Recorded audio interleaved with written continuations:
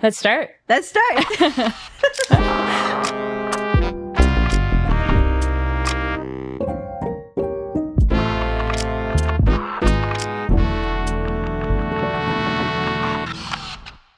I don't like my own voice. Me neither. No one does. But I think that's fine. That's we fine. both have accents. I think that's fine.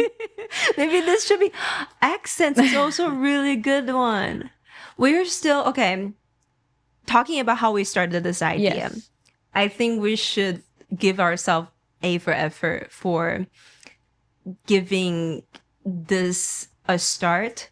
Yeah. I think we're both very professional. Like we are professionists. Yes. In so many ways. Yeah. And we're very artistic and creative, all the things that you can think of. So to start something like this and to fulfill a creative idea or even just to start on the first step is the hardest thing. Yes. And the fact that we come together on this, and regardless of how, like, it's not 100% and we know this, but we wanted to start and keeping each other accountable.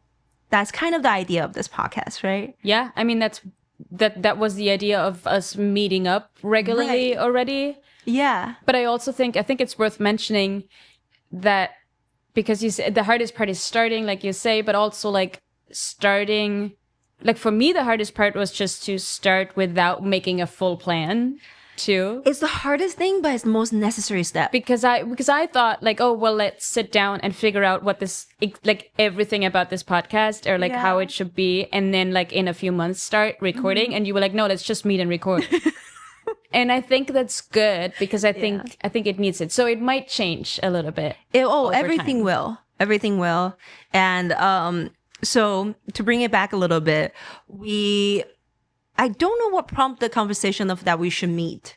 Well, I think we had dinner in a city and we talked about that. Like, I think that our conversations are so helpful to talk about work and our inspiration and all these things. And then I think you brought up as like, oh, we should meet up like regularly and to have like a little photo club or something. Like I love the way how creative come together and the idea just gets bigger and fuller. And so when we were having, every time I meet up with you, and we don't do it often, and it's hard to like, I think this is a great balance between you and me because you plan things and I don't. So every time when we do find the time together is either it just like starts a line. Yeah. And every time I leave the conversation, I feel so inspired. And I want that for us more often. And so, I think one of us brought up the idea, maybe we should just like come up with not like no theme, nothing, just like set a time aside to talk about this. Exactly. Because I mean, we love chatting. Yeah. I'm a chatter. You're a chatter. We talk a lot about everything, but always at the end we'll come back to photos and everything. Yes. And normally when we meet, we have a plan, we do something. So like we can only talk so much. So exactly. I think it felt like, oh, there's the need to talk more, but we usually meet up to take photos or to go see photos or something. It's always we're like, we should meet to just talk. Yeah, and just talk about photos. Yeah. And what has inspired you. Like we share our inspiration. We talk about like what we're working on. And then, so we did surprisingly meet up. We put it on the calendar. And I want to highlight that we put it on the calendar. We were trying to come up with a name for our little meetup thing. And we're like, okay, well, like, let's figure out the name. Let's think about it. And the first time we meet up, we like come up with the name. And so I put it in my calendar as a Sissy photo meetup or something like that. I put it in my calendar last Thursday of the month. Because that's what we landed on. That's when we should meet. Right. But so this was like 2 weeks prior we put it on the calendar. 2 weeks pass and Sissy forget what this thing is on her calendar. I had no idea why I had that thing on my calendar. Yeah. I thought I had no idea. It's kind of like saving a context without any context. So I was like, what is this about? And it keep reminding me because I made the effort to like remind myself a couple times. So the calendar keep like reminding me. I was like, for the life of me, like I couldn't remember why it was on my calendar until the day you're like, are we still good at meeting? I was like, yes. Yeah. And I didn't even need my calendar thing because I remember that as soon as I come back from this trip, I'm the next day I'm gonna meet Sissy for our like first regular meetup. I feel so bad. But it's okay. It worked out. It worked out. We did meet. We were so prepared. Like in a way, yeah. In a way. But I think we were so excited to talk about that stuff that it just ended up being this really long evening. Yeah. Of like we went to get Chinese food and then we went to this bar and we like just like kept adding on to them because there was more to talk. Yes. And we brought books. Yes. We brought, I think it's good to mention that our first idea is that bring a photo book that we liked and share to each other why we like it and can break it down more. Cause I think we have a similar interest, but in that it has in very different aspect. Yes. So yeah, I'm exposed to different side and you are as well. So we brought together 2 books and yeah, like after hearing you talk about, you should mention the book, like I think it opens up, if I were to like somehow come across the book, I wouldn't have the same depth of understanding of the book without your explanation to it. So I love when I was introduced to a photo book like that. And then I brought a book that was close to my heart. And yeah, we were just like, we have so much to talk about. Yes. And then at the bar at some point, we were like, this is so good. This feels so meaningful, this conversation. We should definitely do this more often. And then again, you were like, we should just do this as a podcast. We're like, why is this not recorded? Right. Yes. Because we had such good conversation and exchange of ideas. Yeah. And all of a sudden it was like, this would have been, well, I think it was this is where we were like, we should do this. We didn't immediately jump into podcast idea because we were talking about what should we do next month. Yeah. And then you came up with the idea, like maybe it should be a photo challenge. Yeah. And we were like, oh, and piggybacking on what we were talking about, that conversation, we came up with a really good theme and we both were so excited about it. And all of a sudden you mentioned more people should do this. Or yeah, I think, I don't know. I don't know what came first, but like kind of that idea of like, this should be recorded. And then also, this challenge is so fun. And I was like, there aren't really like, not interactive, but like, podcast, but podcast is like a medium is so like one way, right? You like listen to people talk, like there's no way back to communicate or whatever, but it feels like a lot of times I listen to podcasts and I get inspired and like it causes me to do something. And I'm like, well, this challenge would be really cool if we do this challenge over the next month. Yeah. And by the time the next episode comes out, we can like show or talk about our experience doing this challenge. But also, what if we invite everybody else to just like also do this photo challenge? Yeah. And kind of make it a fun little... See, you guys, I see the sparkle in your eyes right now. I think that's so exciting. That's exactly why we do this. Yeah. Like, we are surrounded in this great city of so many creative, and it's also so special when you meet someone like with similar kind of excitement, and this just is perfect. Yeah. So at the moment we decided that we should probably find a name. Yeah. We should probably try to do this when we're so not ready. I think we are at coming into today, I think I was at negative 50% ready. I'm like, I sort of have an idea. We talk about this as much as we talked about on that day, but nothing is actualized. Yeah. And we're doing it now. It feels really unreal. Yeah. Well, we'll see. We'll get there. We'll see. Yeah. And I think it can grow. And I think we had so many other little ideas of what could be done with this podcast medium and photography, which is two very, it's like, how does that work together really? Because you can't, it's hard. But we had so many ideas that I think we can also like maybe slowly introduce and try out. Yeah. But yeah, I'm excited that we're doing it. Me too. Because I think there's so much. I gain so much from our conversations, and I think we also talked about that a lot in, we're surrounded by so many photographers and in this community, and so much of that conversation is very like gear heavy focused, and we talked about that a little bit. And I always feel like whenever I talk with you, it's this, finally someone who like can.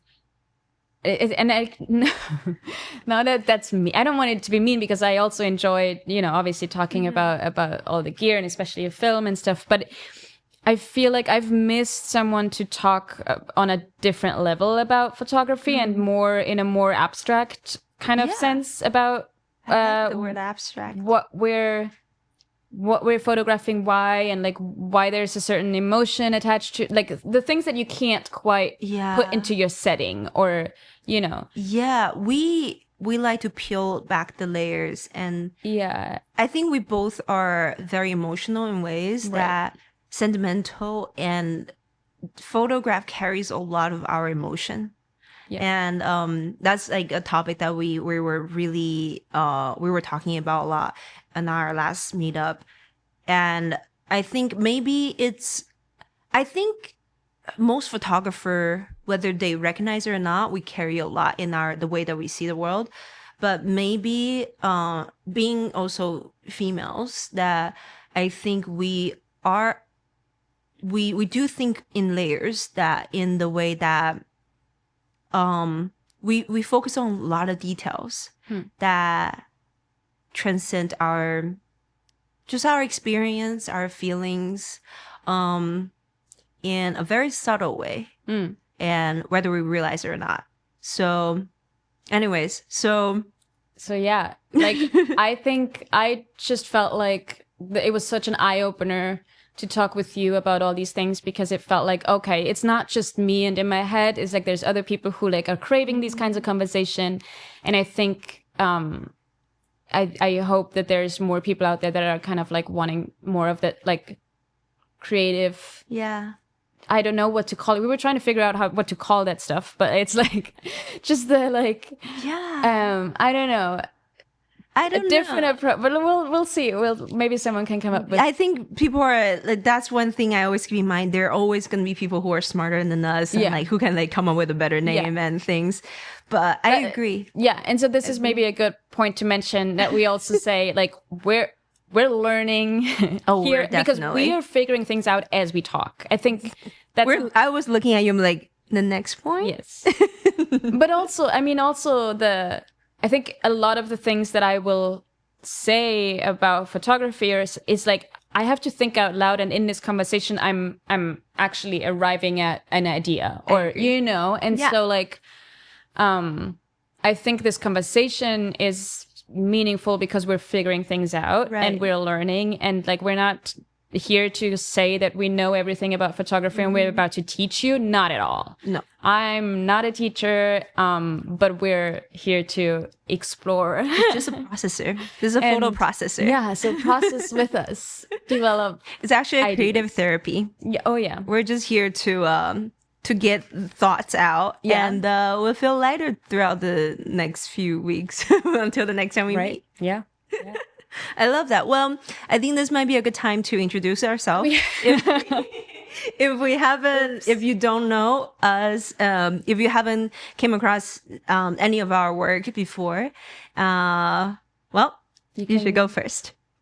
To the camera. My name is Birgit. I know it's hard to pronounce. We'll do a course on that another time.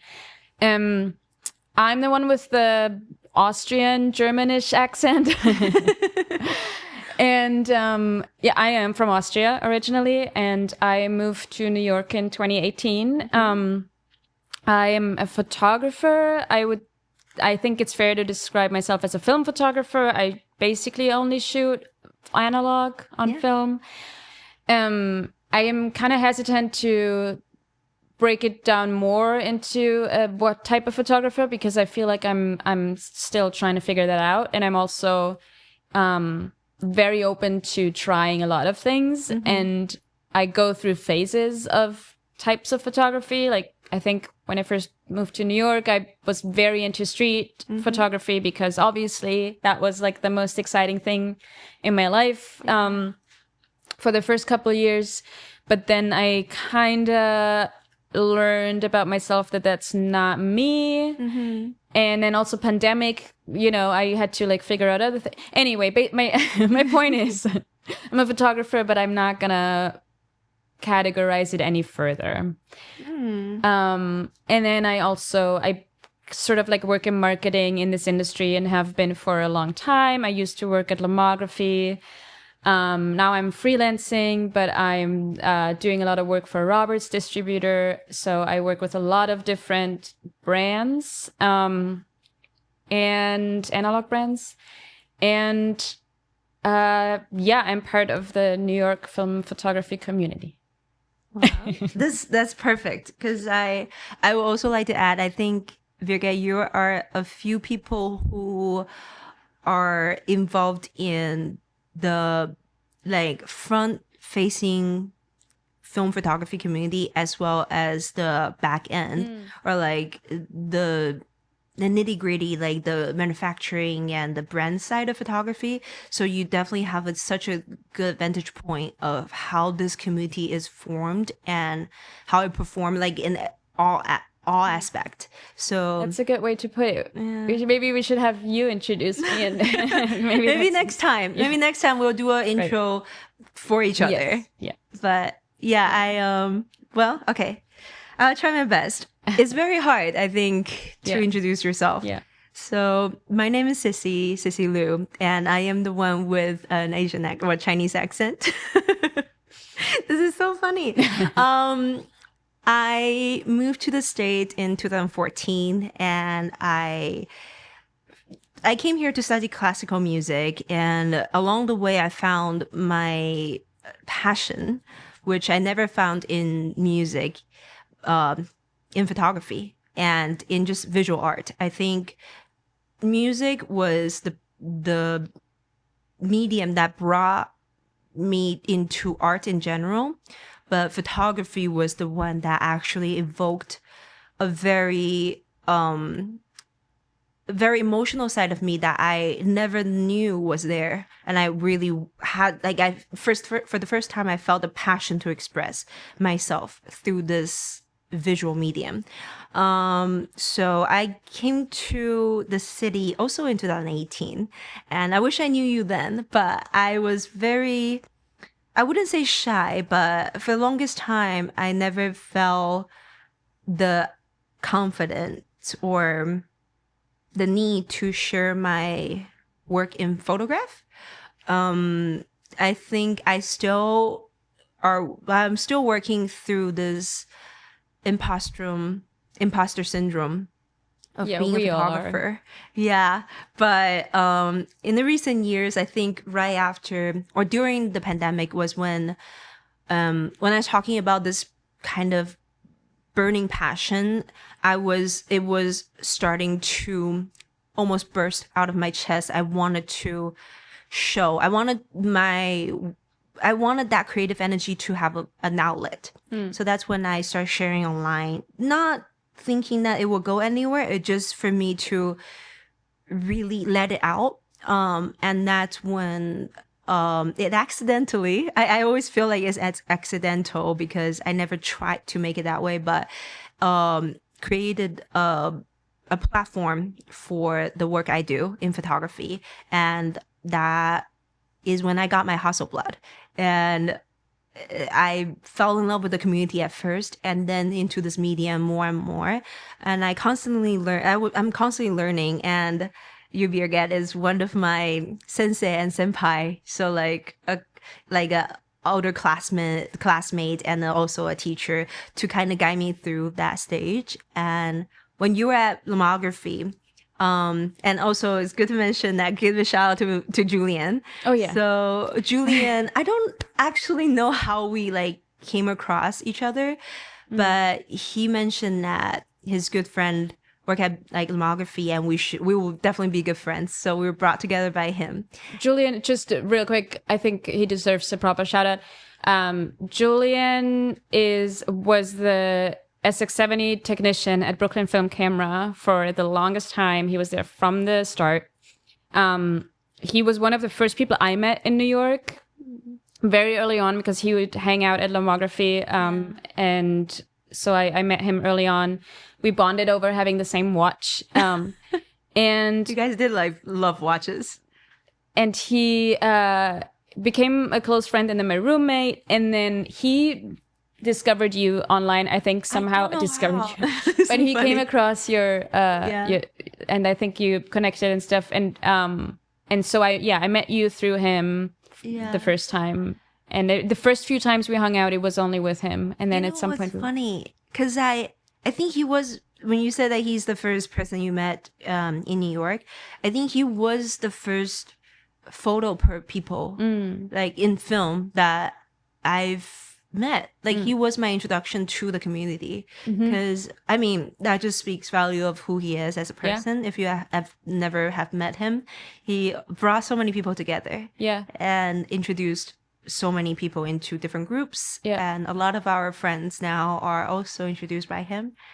And so when I first met you, you were the first, I would say you're the first like people in this community who trusted me. I have no idea what I was doing.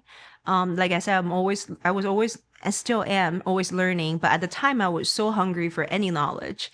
And I remember I bought the Pentax 110 and barely know how to use it, and you brought everything that I ever needed, and you're like, let's shoot it. And I remember that's when like everything just come together. And I think for me, you say it like you didn't know what you were doing, and despite that, it felt like, but I think I was attracted to your work and your channel because it felt so refreshing to have someone have a platform and say, hey, I don't know what I'm doing, but I'll like learn with me. That was the truth. And but I really I appreciate that, because I feel like the internet is so full of people telling you what to do and telling you this is how you're supposed to shoot this is how this film works and that works, and people just love explaining things. And there's nothing wrong with that. And I think YouTube is, that's the beauty of YouTube. You can learn anything on there, and that's good, but it's so nice to also have this different approach of oh, this is fun to figure this out with this person. And obviously it just felt nice and approachable and so kind that you're being vulnerable on there, saying I don't actually know what I'm doing, but I'm down to learn. And that just felt so I really like that. And I didn't know that was never the intention, right? You were just being yourself. I don't know who else to be. It's very hard for me to pretend. And that I just remember, like I said, it was an outlet. I was craving to document exactly as is and just put it out somewhere. And then I think you saw the potential in me and what I was doing. And I never forget, I think I told you about this, there's a saying in Chinese that I think you discovered me. Yours, people who you meet in life, and they can just point you to the right direction. And you're one of those people who I met. And I am so grateful for you. I'm really grateful for you too, Sissy. And just, So, well, I think I definitely got sidetracked on in my introduction. So help us figuring out this part. We sort of have a name. Yes. And I think we are sticking with it. Yes. At least for the few episodes. Yes. Until someone else have a better what is it again? Well, shall we say it together? it was probably already in the intro when this comes out, Right. and it's probably in the title. That is true. So people know. Well, but yeah, you say it because I don't know if I know the right one. We, for now, Yeah. we settled down. Well, we settled with the name. Not subtle. That sounds so bad. No, I think it's a good idea. Yeah. To name this podcast Photo Time with Birgit and Sissy. Yes. So in short, BS photo time. BS Photo Time.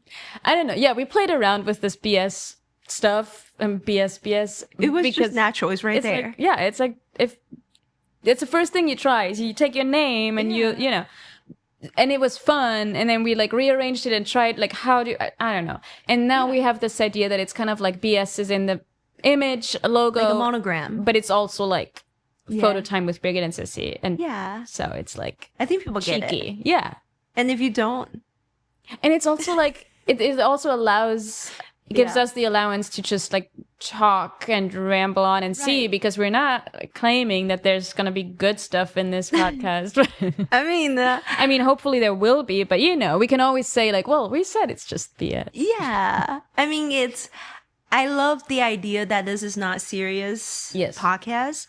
It is as serious as we ever needed to be. Like, but also we allow ourselves to be ourselves. Like we just mentioned, we're pretty much ourselves in any setting. Yeah. And I do think we're both sort of serious people. We can be. Or I think when we talk about the stuff that we're passionate about, we get very serious very quickly. We get excited. Yeah. That's when you know you're passionate about something. Well, on that note, should we talk about like the photo challenges idea, or like the idea that we kind of came up with the last time when we had our talk without recording, what we wanted to do, or what do you think? No, my only thought was that I feel like that idea arrived from. Did it arrive from the photo book that we looked at? It did. Do you want to tell? Maybe just to shout it out. I know we can't like properly display show it. Right. I have it right here though. Ooh. So I'll at least show it here.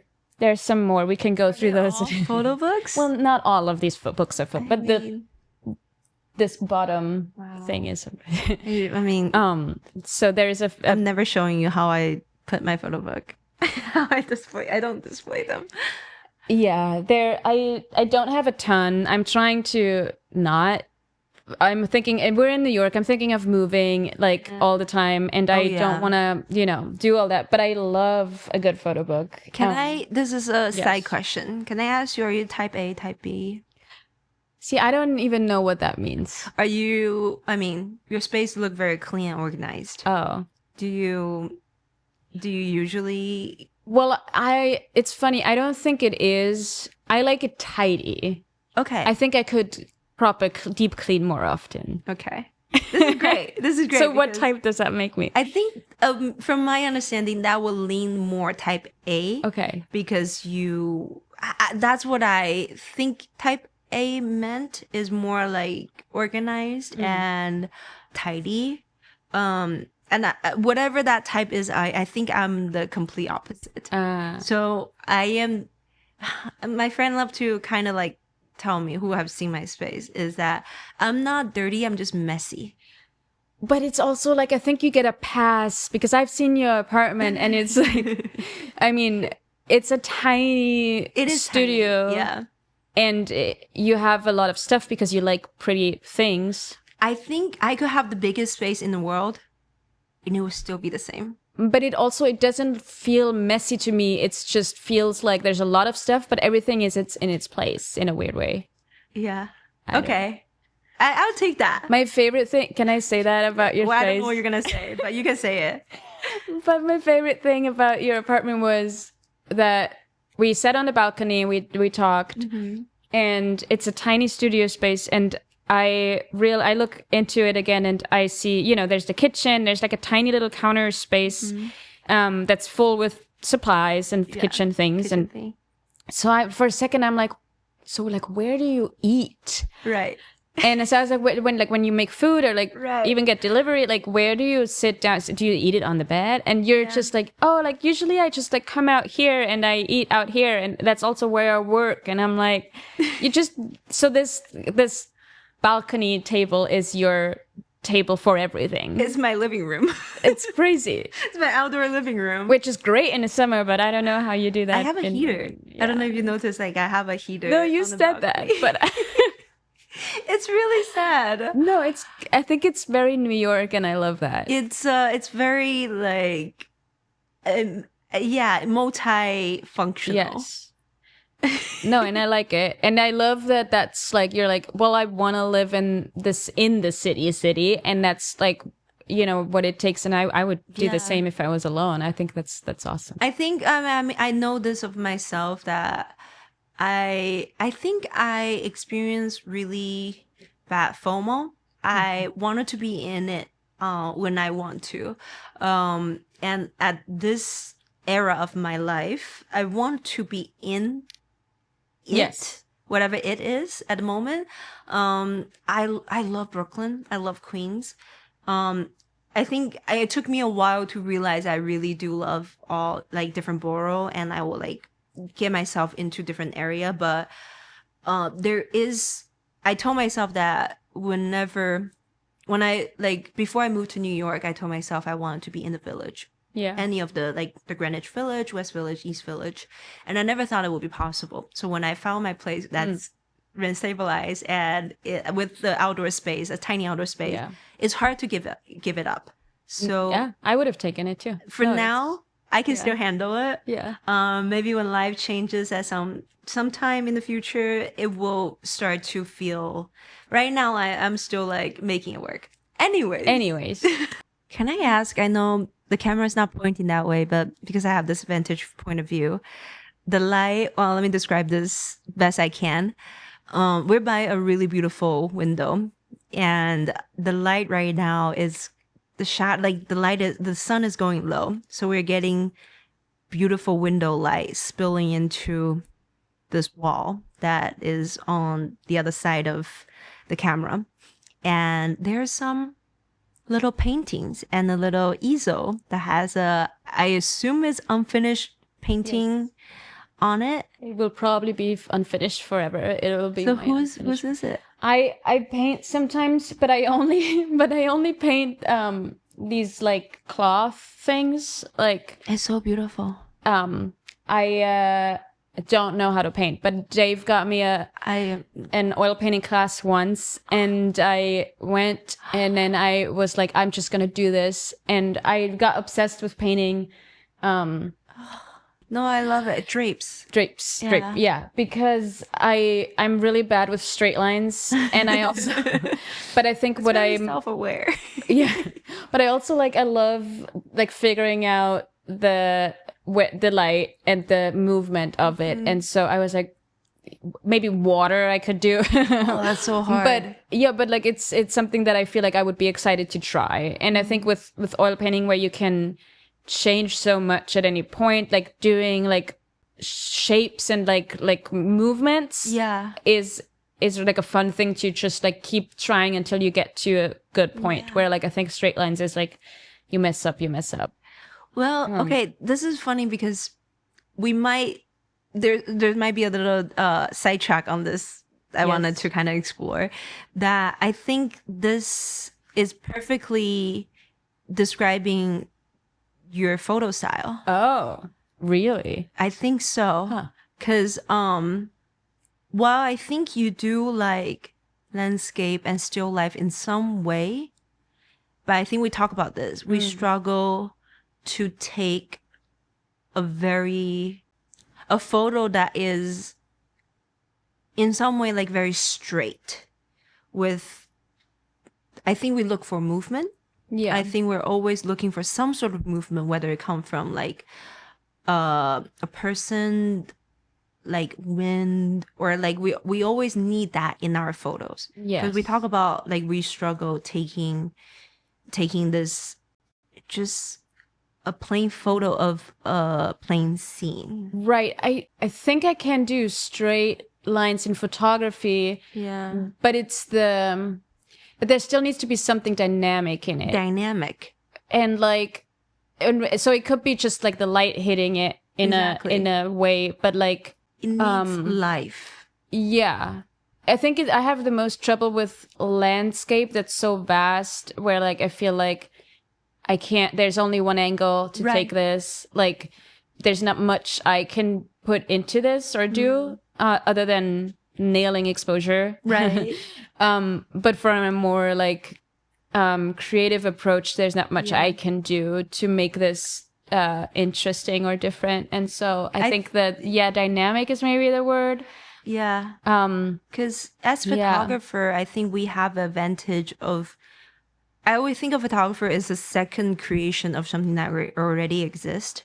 So like it's not as hard in my head as painting something out of nothing. Because like you said, making a straight line is very hard because it requires so much skill to not mess it up. But in photography, straight up line exists and we just have to align them. But is that part of like, how do we make something that seemingly so, like angular in some way to come together in the way that makes sense in our head. Yeah. So that's when we want movement, we want dynamic. Yeah. But it's similar in the way, I don't know if this is translating to what I'm trying to say, but it makes sense that you are looking for not an alternative, but like a way that shows more life, even in the different kind of way to create.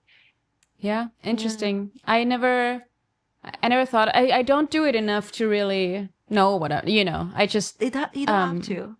I think another direction of this conversation, you have to stop me at some point because I always I have enjoyed a lot of conversation with people who just starting in photography, which I feel that I have not, like I still can relate so much from the time when I first started, and now I'm somehow at a point that I provide some answer to that because I have the same confusion and questions.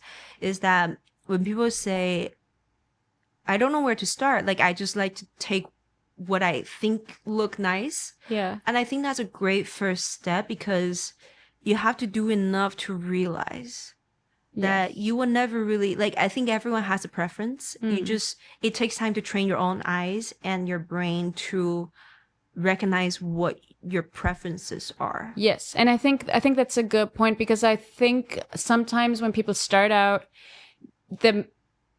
I don't want to call it mistake because I think there's different ways to do it, but I think sometimes people say, okay, I'm going to look at what work I find interesting from other people and I'm going to try to do that same thing because I really like this person's work. So I'm going to try to do that. And I think it's more interesting, maybe the approach to just to forget about all the work that you that's one way to do it. I can see both work. Right. Yeah. But and then kind of like just go out and see what you're drawn to. And it will already be inspired by the work that you like. Exactly. But it's not the conscious point of like creating something I've seen and also trying to emulate something.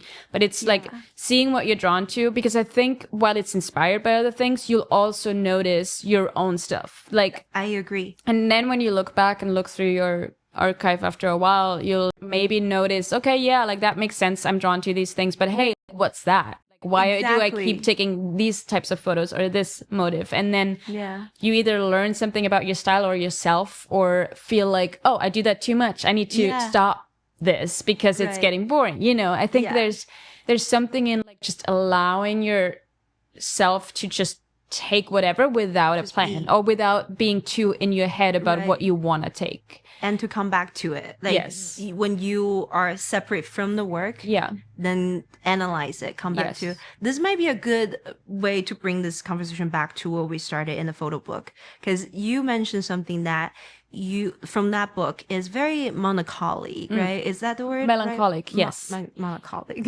Yeah, we talked about that, where we disagree on, which is interesting, that melancholic work has always been something I'm very much drawn to. In photography, but also in music and movies and all these things. Like I love diving into something really sad. But if it's melancholic, it's not only sad. To me, it's like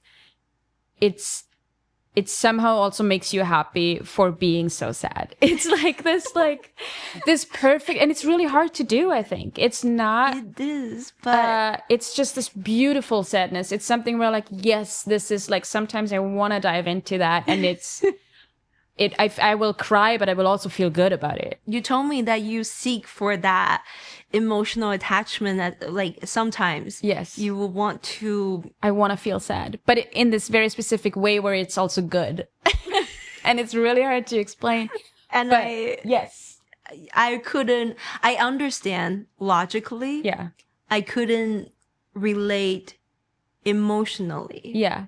I Which is beautiful. I think you're probably healthier in I have my own set of problems. But I think, I don't know if it's a good thing that I like to be sad a lot, No. but it's I think I definitely use photo and like visual ways to express my sadness, but I don't crave, or I don't try to recreate that mindset, because for me, the only way I know I'm really, really low when I can't even see a photo. Like I can't even see a photo presenting in front of me. That's when I know I'm at a point where my heart is just hollow.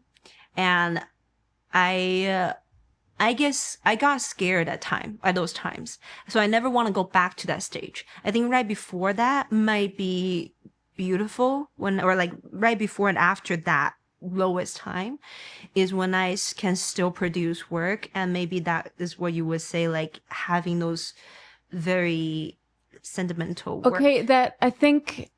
See, and this is one of those parts where we just figure things out as we talk. Yeah. I think diving into art that's melancholic and sad helps me to not fall fully into the hole of just being actually depressed. Or like when you, like, I know that point when like you're so miserable that you can't do anything and you can't create anything. Yeah. But I think before I fall into that, I'm noticing it, and then I'm consuming or producing art, or like I surround myself with art that's matching that sadness. That kind of keeps me at this. It's like the safety net that keeps me over the whole above the ground, because I'm connecting with it and I'm feeling the feelings, but they're not necessarily mine, but I'm still working through the emotions of them. So it actually, So you channel someone else's. yes. And maybe it's about, and I think I'm just thinking out loud, but maybe it's about like, yeah, you're finding something that matches your emotional state, but it's not your own pain. It's not your own issues. It's not your own something. But it's just like, but then it feels good to dwell in that. And I never actually done that in the photo way. I relate to it in like songs and music. Like when, I needed like almost a channel to let out a feeling, but never in photos. That's very interesting. Yeah. And I don't think I like, seek it out consciously. I think I'm just a lot of times drawn to it when I'm, it's a natural feeling. Yeah. Interesting. And this one, Yes. this book is an example, the Raymond Meeks book, Cyprian Honey Cathedral. And it's some black and white and some color work. It's also really nice paper. Got to figure out. We were talking about how nicely like printed everything is. Gotta ask Hillary what kind of paper that is. And it's this collection of work from in and around a house. His, I think, spouse is in it a bunch, but then there's also very like static things of the house that kind of looks a little run down. And the photos of her are very like intimate, vulnerable, but not sexualized, just like, which is very refreshing to see when the female is the subject to a photo. Yeah. And it's also, I think there is a lot of skin in it, but it doesn't feel like that. No. But it all feels very close, very intimate, and sad because of how empty the house feels and like worn down it all feels, and kind of cold. But then it's almost as if like it doesn't matter because they're together there. They're clearly home. They feel comfortable. Yeah. And so it's this like, it's almost this feeling like you don't need anything else. And it's like, they have each other. He has his camera. and it's maybe a sad time in their lives, but they're like, they got it. It's like, that's the feeling I'm getting. Last two people in the world kind of feeling in their world. Yes. And that is, I mean, sorry that I'm making the music like example, but I can think of just like two dissonant notes that they seemingly don't work together, or like they seemingly kind of distant, but they just exist. And it perfectly makes sense that they don't make sense. Yeah. And there's something I think I like. I think I'm romantic like that, but I like it when it's presented in this sad way more than if it was beautiful romance. I like the struggling romance. I think it is really hard to capture joy. I think it's hard to capture joy in a fine art way. Like anything, maybe this is controversial, but I think anything positive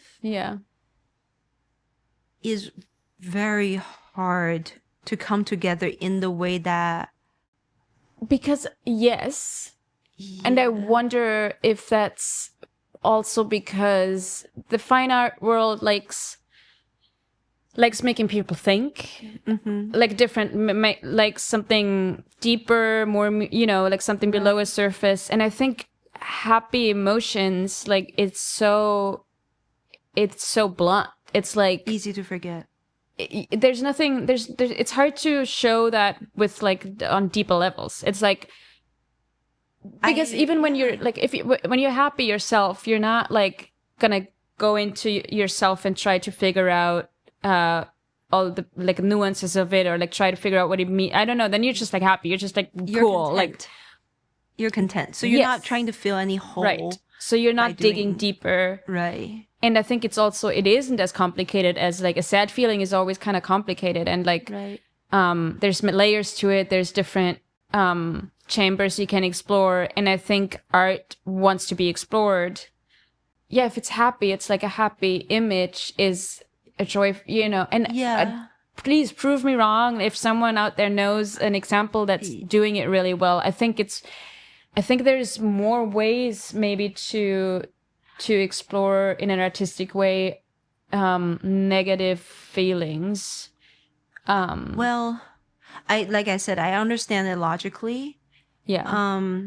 And maybe like this isn't something that I would like to explore in the podcast, but I came from, well, I had I have a great childhood, but I had a difficult time some years in my teenage year and young adulthood. And that's when coming out of it gave me that fear of a bad time. So bad time scares me. Tragedy scares me. And though I can relate, I think hard things or vulnerability or weakness is very easy to relate. I want to bring more joy into the world. Because there are just so many darkness. Yeah. And I agree. I think it's easier to have more depth in the sadness, but I want to challenge. Yeah. I don't know. I haven't yet to figure out a way, but I want to challenge the idea of bringing that joy and happiness and the good things in art. I don't know how to do it, but I want. I think you're doing it. I don't know. I don't know. Like I want to. I want. I want there to be a space for that, and people can still enjoy and take it in, and being like you said, like you channel sad like work or like things that you can let out that negative feelings into something. I want to also give a space where if people need to source that joyful energy and need to source that loving energy, can come to a piece of work and feel that. Yeah, I was running through like some galleries, in my head right as you were talking. I was like, yeah, there has to be, like, I think I'm thinking of a very, very blunt, joyful emotion in art. I think that's maybe not the way. I wonder how you feel. Would you describe the work of Tyler Mitchell as joyful or sad? Because I actually, in my head, at first I was like, oh, he's a good example of celebrating joyfulness in a very beautiful, I mean, a big, huge, giant fan of his work. Me too. But then I'm also, and I think he is celebrating a lot of the joys. But I think he's also, to me, it's also somehow sad. It has a sad quality, the work. But I feel like he's the closest I can think of good. I think also a huge fan of his work. Yeah. I mean, he's one of a few modern photographers who are also a young photographer who is breaking the barriers in this like art world. And I think his work channels vulnerability and history and heritage into celebration. But it's such a beautiful, it's like, I feel like he does it in such a joyful way to celebrate the heritage. And okay, can I ask, when you say joyful, do you mean like the color, the brightness? Well, also just like the subject and the sense of community in it, and like always having, like a family or a group of people, like the community being, and it's if I'm thinking of the images I'm going through right now, it's like it's not depicting the struggles of the community. It's depicting the joys of the community that he likes to celebrate and highlight, which I think is I think it's really hard to do it well. Oh yeah. And I think he's doing it extremely well. I think he's one of the few people who are really nailing it. Yeah. I think overall, like, I'm thinking about his color palette mostly are pastel. Yes. You really enjoy that lighter. But that makes me think it's a little sadness in there. You see, for me, it's happy. I love it. Because I mean, that's the beauty of visual work. When you can view it from different lens. No pun intended. But like you can actually channel that differently. Versus I think music is more straight on, like, in any other kind of work. But yeah, to me, it's funny. Why do you think, if I should ask, like, if I can ask, why do you think pastel is sad? Maybe even sad isn't the right word, but somehow, like, it's a little muted. It's not super saturated. I see. And he has strong colors in it, but very accentualized and very specific. And but overall the palette is is kind of muted, and that somehow gives it more, maybe just like more like serious or depth to it. I don't know. Okay, wait. Follow-up question. Yeah.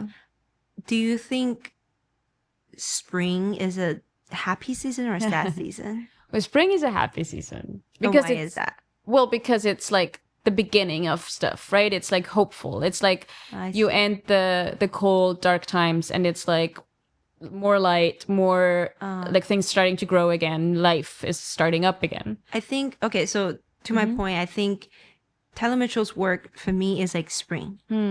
I think is coming from wintertime into celebration. Is that it has... Yeah, but he's carrying this coming from wintertime is Exactly. in there, though. Exactly. You're not full on spring. It's still like... It has that depth. Yes, It and has the weight, the kind of the sad weight to it So is you are in there. seeing that. I think it's in there. But it's focusing, or it's pointing you towards, you leave the exhibit and you feel happy. It feels like the beginning of something. Yes, hopeful. Hopeful. Is that... maybe that should be the better word. Which hopeful. which means the bad stuff has to be in there. It's not just... And I think joyful for me, or like, I think what I was thinking of was just pure happiness. Right. And that's... But his work has the... It come from somewhere. Yes. It's like, I think that's a great way to compare, is that I think the most meaningful happiness and joy is coming from, it has that contrast. Yes. Like you can't really truly celebrate and just feel the joy. Joy is by comparison, I think, sometimes, not always. But I think for me, the happiest time and the most grateful and joyful and hopeful moment is when you're coming out from something yeah, bad. I had that different lens, coming from a different perspective into this light and hope. So maybe that's the way. I think we're getting somewhere in this. Yeah, I think it makes sense. Yeah. And I think, and maybe it's also in the vice versa, in like my sad stuff that I like. I almost cursed just now, and I don't think we figured out what we're gonna do about cursing. But we'll probably have to bleep it out or something. But my sad that I'm into is always I think what makes it melancholic probably is that there's a little spark of hopefulness in there. So I think in both scenarios, I think you always need the other emotion. I think somehow dynamic. Yes. Yeah. Woven into it. It can't be just purely one or the other. Then it's boring. Then it's like flat. Yeah. Yeah. I think so. And I think we both come from a different intention. Yeah. But we are, one is taking a little more space in the work, and one maybe intentionally, unintentionally. But this is a great way, I think, that we should mention the challenge. Yes. This is why we even talked about this. Yeah. Go ahead. Well, so I think we even delve into more than the other night because the bar was closing. But we were talking about this, that I don't remember the last time that I intentionally insert my feeling and emotion into a photo. I think I do it subconsciously, but not in the way that I think I said to you almost word by word, is that I know what makes a good photo, and I always just take the photo because it's a quote good photo, technically good photo. Yeah. When the light hits the right way, and I don't want to miss out this, beautifully composed frame. Yes. And I know in some way I'm seeing this composition because I have a feeling towards it, but I never really seek out a composition that described my feeling. Yeah.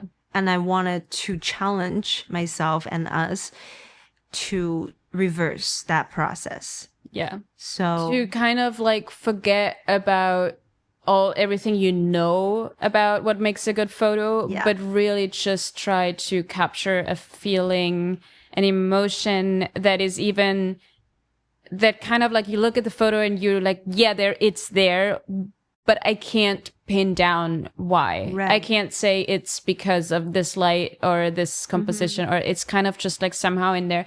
And so it's and I haven't figured out how to actually get it, but I think to me, if it's about going out to shoot with my gut and just try to have my head like stay out of it way more and kind of get back into that. Yeah, I think taking photo for both of us is in somewhat way a muscle memory Yeah. right now. But we crave, I mean, that's why we share photo books. That's why we like try to analyze someone else's work. Yeah.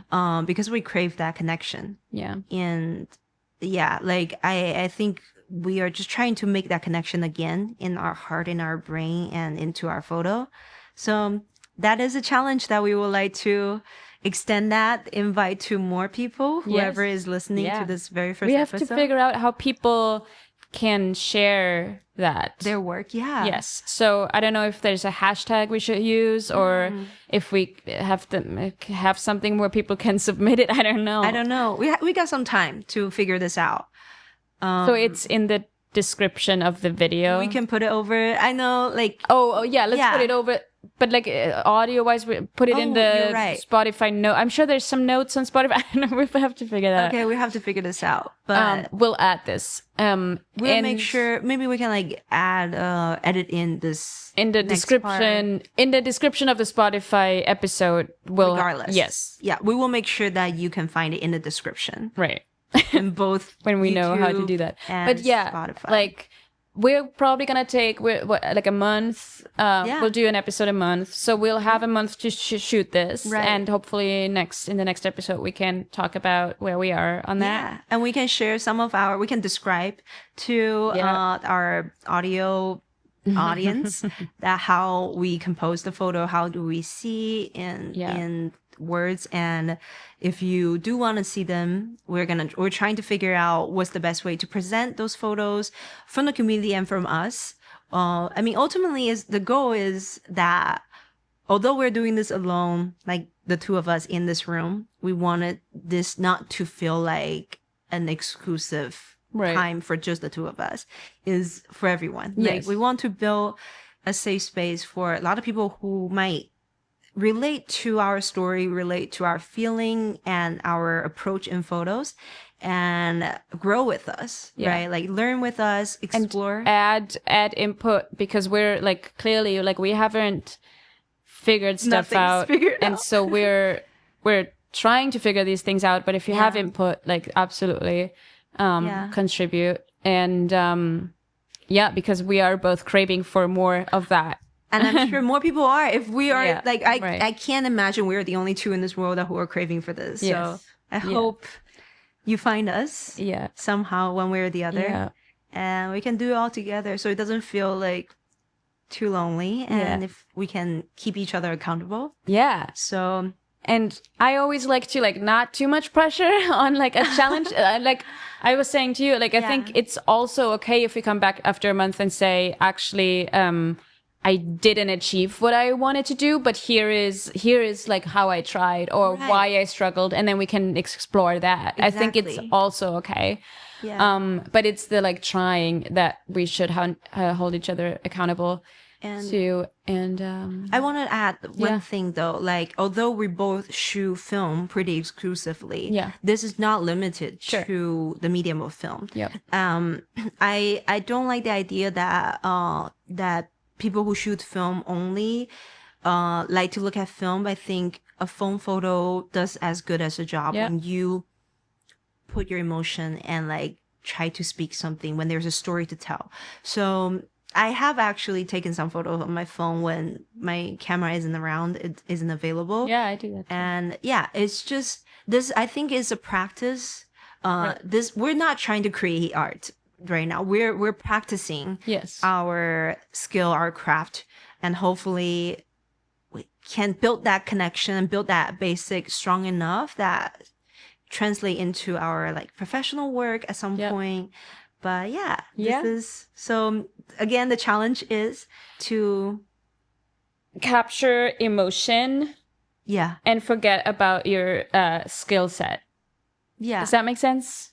I think it does. Like, capture emotion in a photo, in a frame. Yeah. And you can, no matter what you see, just like make sure that you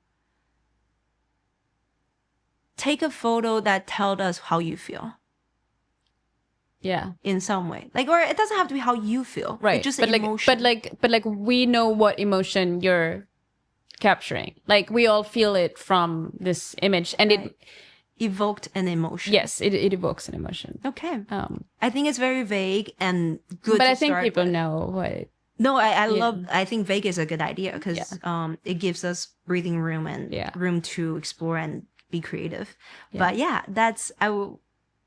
it's hard. I started this already, and it's been hard. I agree. I'm currently sitting on some photo that I have not yet to develop on this. Nice.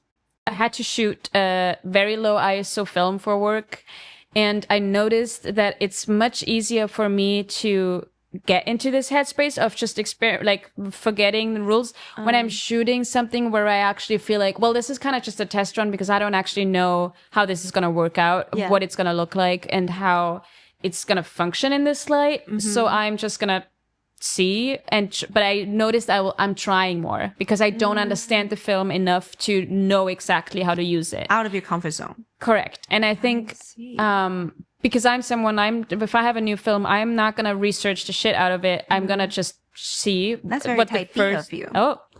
what the first role is gonna be like, and then I go from there. Yeah. So that first role is pure experiment and is helpful for this challenge. Okay, maybe I'll try something like that. Yeah. Because maybe I should be out of my comfort zone in some way. Yeah. Well, we'll see how this come together in the next episode, which is crazy. Which is definitely coming. It is We're coming. definitely gonna By the time you watch this, we have a few episodes already pre-recorded. Yes. And you will have a very consistent upload. But I feel like we did a really pretty good job. We did it. Well, thank you for spending the time. Yeah, thanks for joining our photo talk. What do we call it? Photo time with Birgit. For sure. And Sissy. And hopefully you'll find some time to join us the next time when we talk about all things photos and art and just out of our mind. Correct. Well, thank you for watching. Bye.